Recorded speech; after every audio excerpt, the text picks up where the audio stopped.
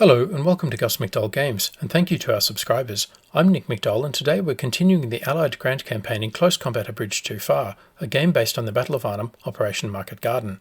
In this series, we use the missions in the Allied Grant campaign to illustrate one or more aspects of World War II infantry minor tactics at the company level and below. Each episode we conduct basic mission analysis, develop and analyse possible courses of action, then decide and execute the plan in real time, followed by lessons learned. Please remember to like the video and subscribe for more great strategy and tactics content. And if you want to buy me a coffee, the links to PayPal and Patreon are in the description. In this episode, we're back in the Nijmegen sector, the Nijmegen Bridge area of operations. Our objective is the Nijmegen Bridge. It is day 2 of Operation Marketgarden, 0800 hours on 18 September 1944. Nijmegen Bridge.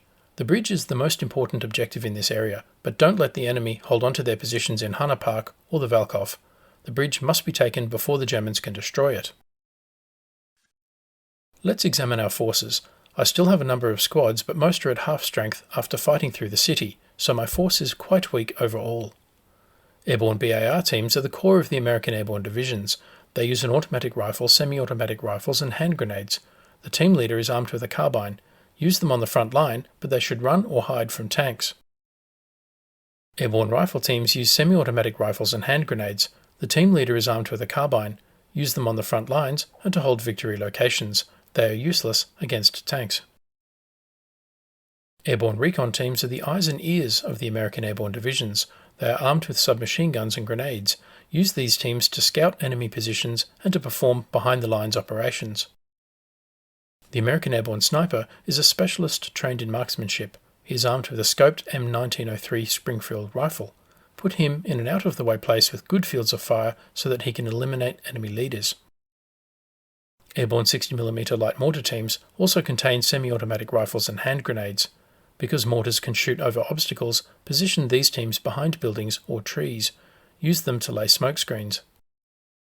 Airborne 30 caliber light machine gun teams include semi-automatic rifles and hand grenades. Position these teams in multi-story buildings or locations with long lines of sight so they can suppress enemy infantry. Next, let's look at the map and do some mission analysis. I will develop a plan and then execute it in the game. Our mission is to seize Nijmegen Bridge in order to prevent its destruction by the Germans. We have a depleted parachute infantry company from the US 82nd Airborne Division, consisting of 3 BAR squads, 2 rifle squads, a recon squad and a sniper, with a 60mm mortar detachment and 30 caliber machine gun in support. North is at the top of the map. I have marked 6 areas of interest. Number 1, the bridge ramp leading to Nijmegen Bridge, the Waalbrug crossing the Waal Canal. Holding this bridge and the bridge ramp will allow 30 Corps armour to speed to the relief of the airborne forces holding out at Arnhem. Number 2, the eastern row of buildings near the Toventstraat and overlooking the approaches to the bridge ramp, currently held by my forces after their victory in Nijmegen City. Number 3, the Kaiser Ludwig Plain roundabout controlling access to the bridge, which is vital to any traffic moving across the bridge, but is open terrain with no cover and concealment and offers no immediate tactical advantage. Number 4, the rows of houses and the streets feeding into the roundabout from the west. This is the direction from which 30 Corps will come. Number 5, the Hanna Park, possession of which controls access to the bridge ramp and judging by the trench lines is almost certainly under enemy control.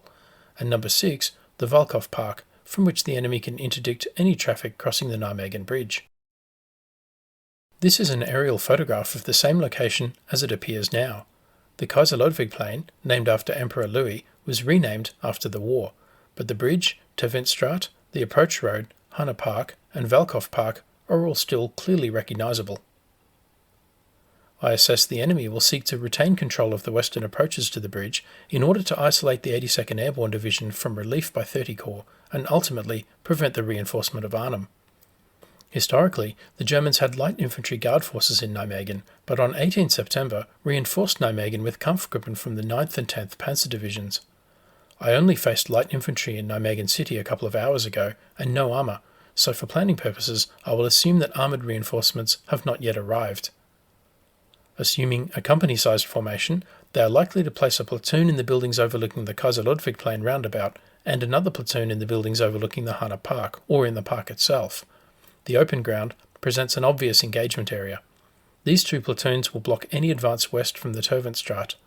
they may place the remainder of their forces in an attack by fire position somewhere in the vicinity of the Valkov Park, from where they can fire at anything attempting to cross the bridge, another engagement area.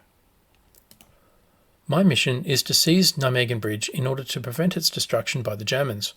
Arguably, I've already accomplished this mission, although I still need to clear the enemy from the approaches to the bridge in order to allow it to be used by 30 Corps without delay once they arrive at Nijmegen. My first course of action is therefore to concentrate my limited forces in an assault to the west, moving along the buildings to the south and using a mortar smoke mission to conceal my initial assault. I want to avoid crossing the open area around Hanna Park and the Kaiser Ludwig Plain roundabout. I would then swing my forces right, orient north, adopt a roughly linear formation, and clear the remainder of the area.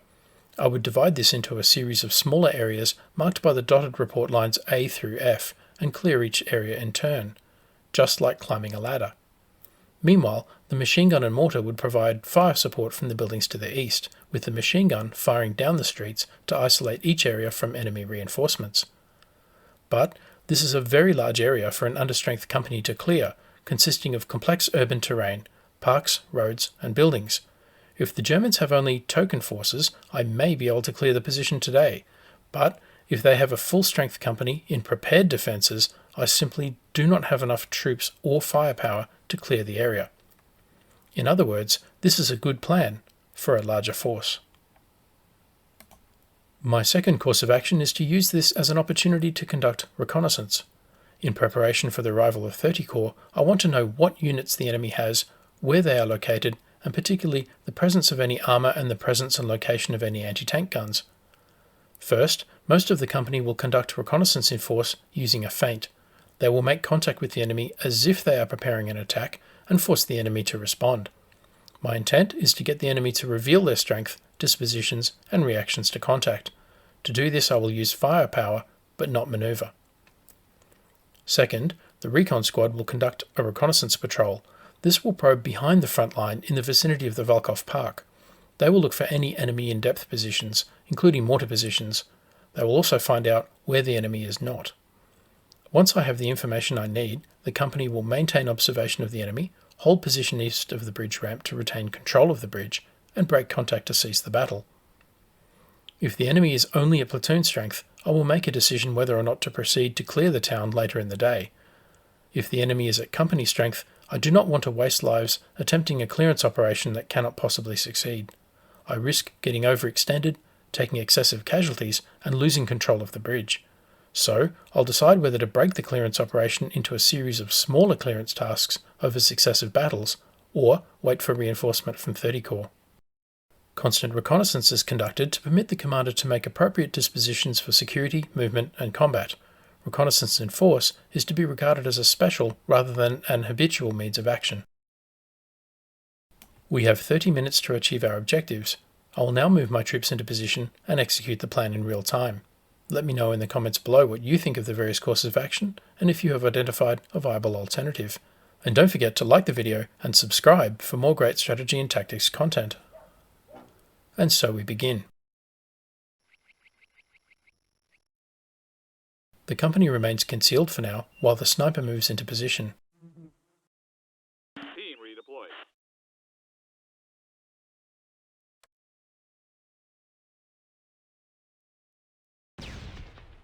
I spot a Granatwerfer or mortar squad moving between buildings west of the roundabout. Even though the company remains concealed, some shells are exploding near the bridge ramp. I locate their source. They are coming from an 8.8 cm flak cannon near Valkov Park. I call in a mortar fire mission and cause a casualty.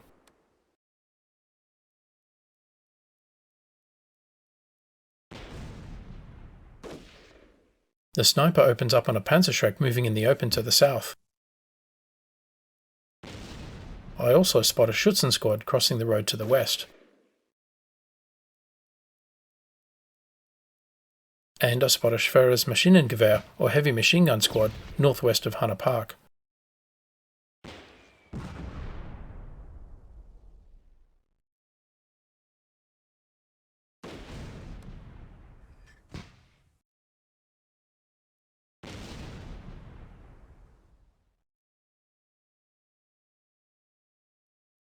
Then a Sturmgrenadier squad moving southwest from Hanna Park towards the buildings. So far the reconnaissance is yielding a lot of information, even though my troops remain concealed. But when a sniper reveals his position running between buildings, it is time to open up. The medium machine gun starts looking for targets and spots an Aufklärer squad probing our position. Then, rifle and machine gun fire erupts from multiple positions west of the roundabout. I was wise not to assault in this direction, the battle would have been lost in minutes.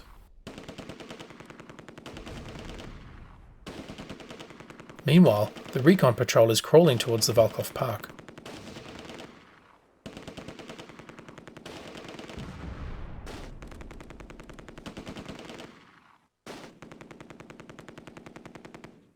To the south, another Aufklärer squad is running towards my left flank. The rifle squad and BIR squad from 1st Platoon engage them.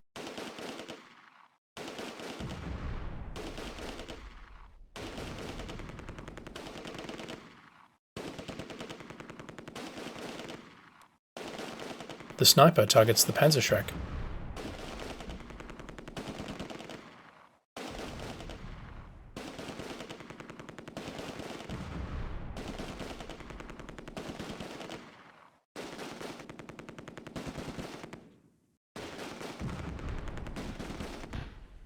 A lot of German soldiers are moving to the west, lots of targets. I do not have enough squads to engage them all, but I am learning their reaction to contact.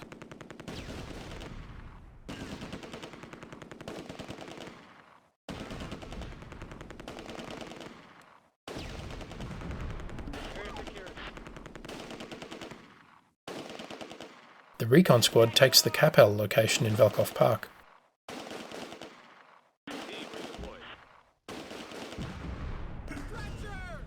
The mortar detachment takes a hit, probably from an enemy mortar, the company's first casualty.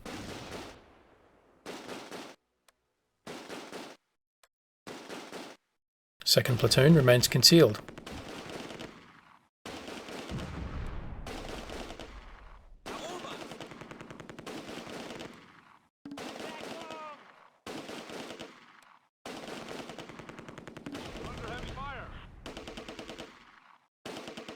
The 30 caliber machine gun targets a Schützen squad in one of the buildings to the south. An MG42 squad has moved into Hanna Park, and the rifle squad from 2nd Platoon engages it, along with the mortar.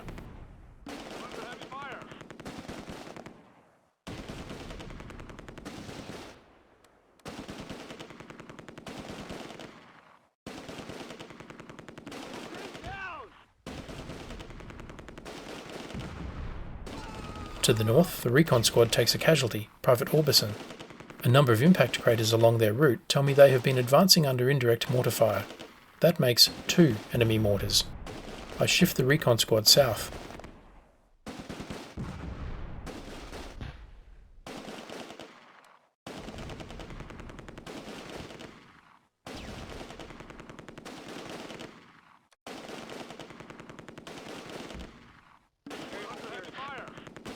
The recon squad has secured the location marked Euling's headquarters in Valkov Park.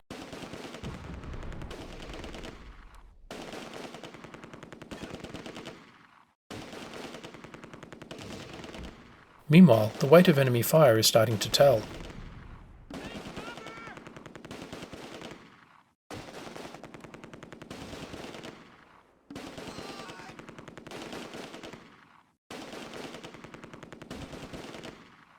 Private Carnahan from the recon squad has had enough, is panicking and retreating. The team leader, Sergeant Sears, continues patrolling through Valkov Park.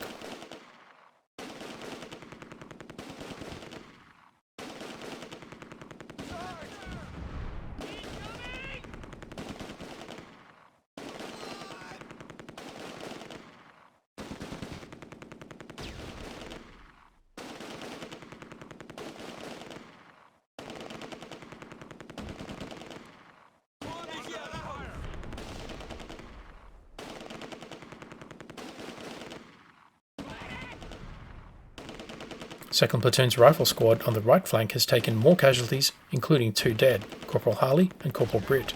it is almost combat ineffective.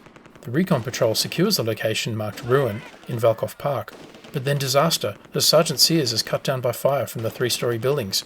His last act is to report a heavy machine gun position overlooking the park and the bridge. This is a good time to assess how I'm tracking against my information requirements for this mission. My first requirement was for the strength, dispositions and reactions of the enemy.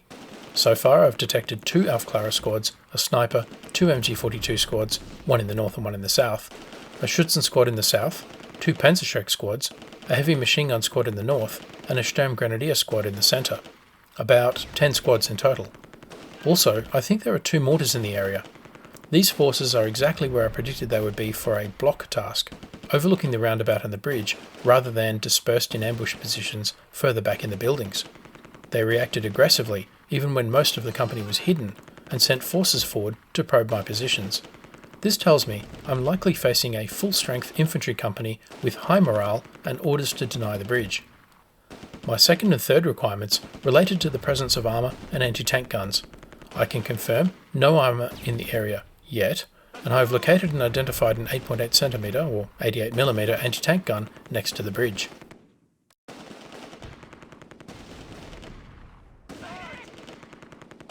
But while I'm inflicting casualties on the Germans, I'm taking casualties too, mostly to artillery fire from enemy guns and mortars.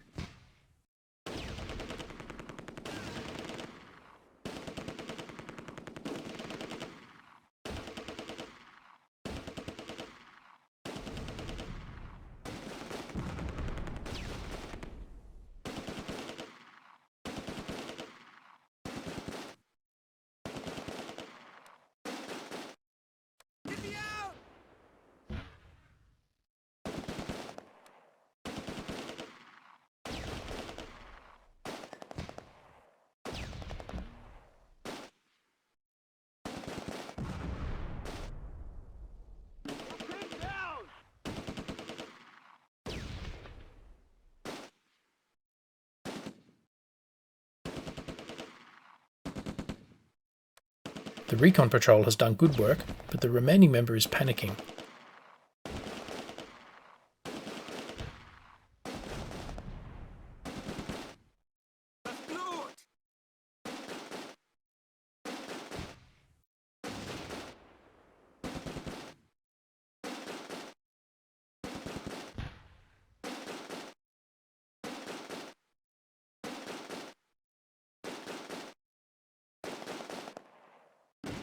I spot another Schützen squad in the central position, bringing the tally to 11 squads in total, plus mortars and the 88.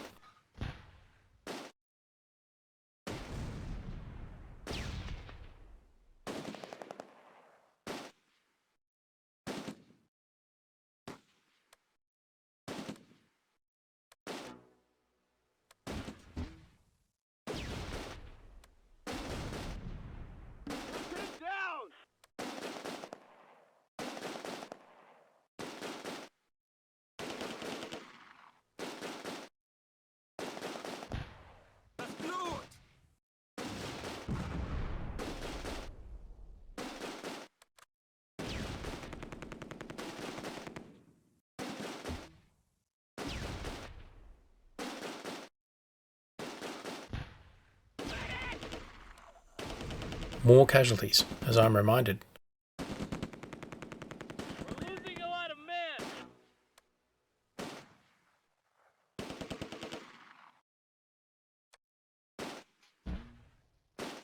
The recon patrol is going nowhere. The mortar is out of ammunition.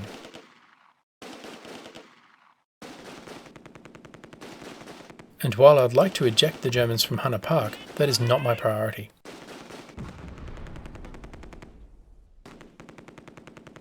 We're under heavy fire.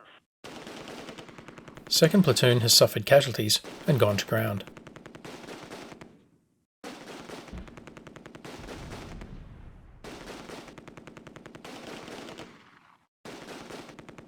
Get me out! On your feet, soldier.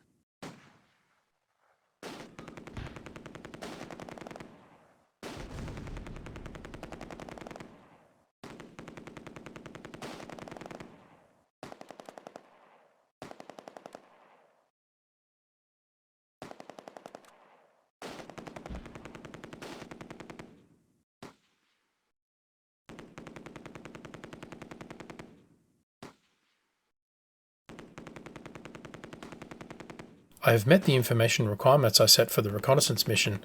It is time to break contact. I request a ceasefire.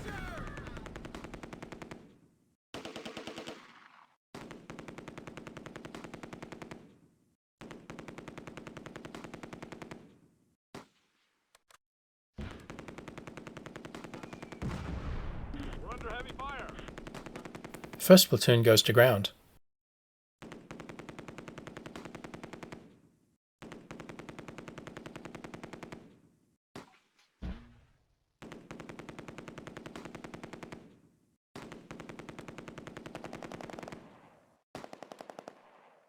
Team down!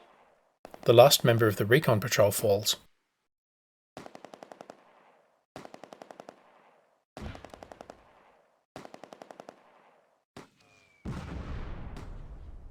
The firefight lessens, although the enemy keep firing with a single machine gun and a mortar and occasional small arms.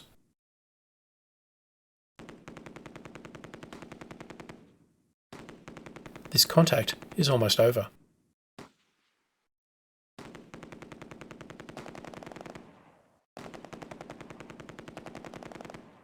We're under heavy fire.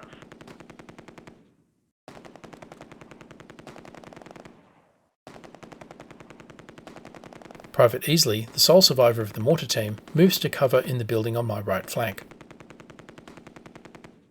Get me out!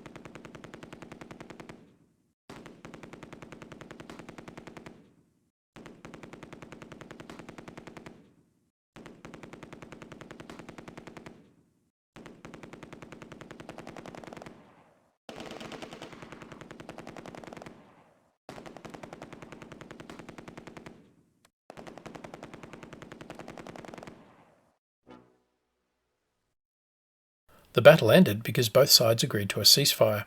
The Allies gained control of some victory locations. I have made Allied progress of 50 against expected progress of 34 by the end of the day. I suffered 11 casualties and inflicted 7 casualties on the enemy. I will seek the maximum 7-hour ceasefire period. I will need time to replenish my forces while keeping in contact with the enemy. But the patrol in the Valkov Park has given me an idea for my next encounter. Let's examine casualties on both sides.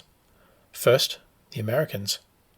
I lost the 3-person recon squad, 2 casualties from the mortar, and 6 casualties across the remainder of the company. The leader of the recon squad, Sergeant Sears, demonstrated considerable bravery in pressing on despite the loss of his team, and receives the Combat Infantryman's badge. I would have nominated him for the Bronze Star. Then, the Germans. Their losses are light, but my assessment of the strength of their forces was fairly accurate. We are looking at a full-strength force from the 10th Panzer Division. It turns out there were 3 Aufklärer squads, not 2, and there were 2 mortars. Conducting a frontal assault against a force of this size would not have ended well for the understrength infantry company from the 82nd Airborne. So, what did we learn?